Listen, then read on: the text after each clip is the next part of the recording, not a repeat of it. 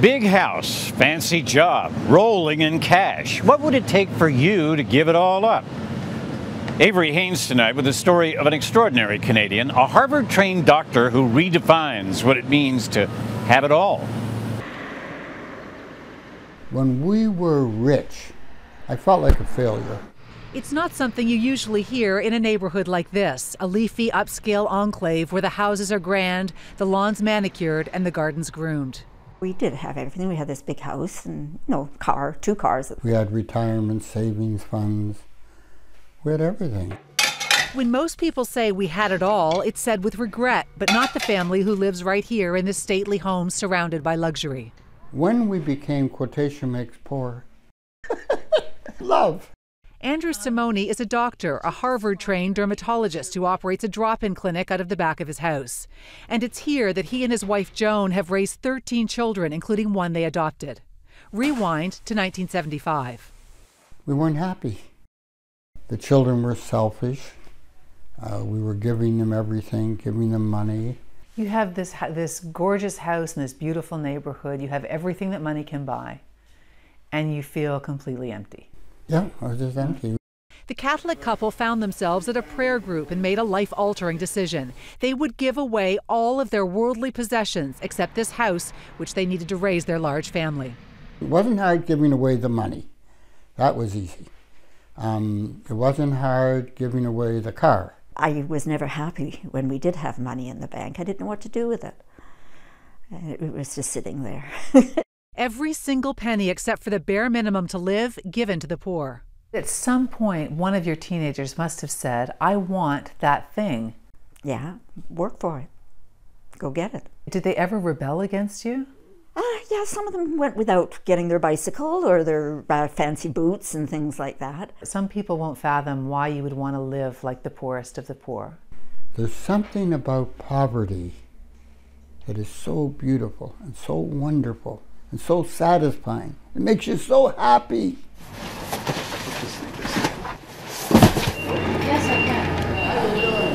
A nondescript warehouse in Mississauga is the epicenter of the Simone's call to help the poor. On this day, a container is being loaded up with supplies. Destination, the Philippines. I got her. A steady stream of volunteers come by to load and to donate to Dr. Simone's charity, Canadian Food for Children. You are my hero. Yeah. You are my hero. A charity set up 3 decades ago following this extraordinary letter, asking Andrew and Joan to help feed the poor in Ethiopia and Tanzania. That signature? Mother Teresa. We ship to 20 countries. 20 countries. Do you know the poundage of how much has actually gone out? We ship about 5 million kilos a year. This year alone, 352 of those cargo containers have been shipped out. The last count I had is that he had worked self-funded in over 40 different countries. And what he's seen has only solidified his solidarity with the poor. The Simones use wood to heat their home. So you have this Harvard doctor out cutting with an axe wood for a wood stove.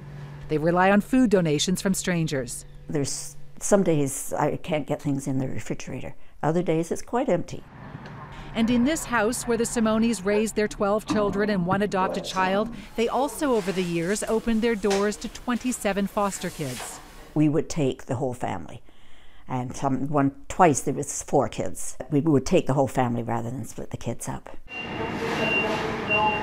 They stopped making people like you. Yeah. Did you know that? Oh, there's lots of nice people.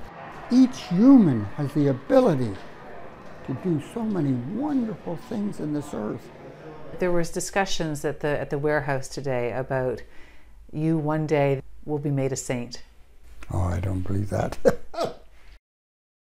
Now, Andrew Simone is also, in case there wasn't enough in there about all the things that he's done, he's also an Order of Canada recipient. And the amazing thing about this is he initially, when they approached him about this, he respectfully rejected it. The only Canadian to ever do so for this reason, and that is that he felt that his wife Joan also deserved one.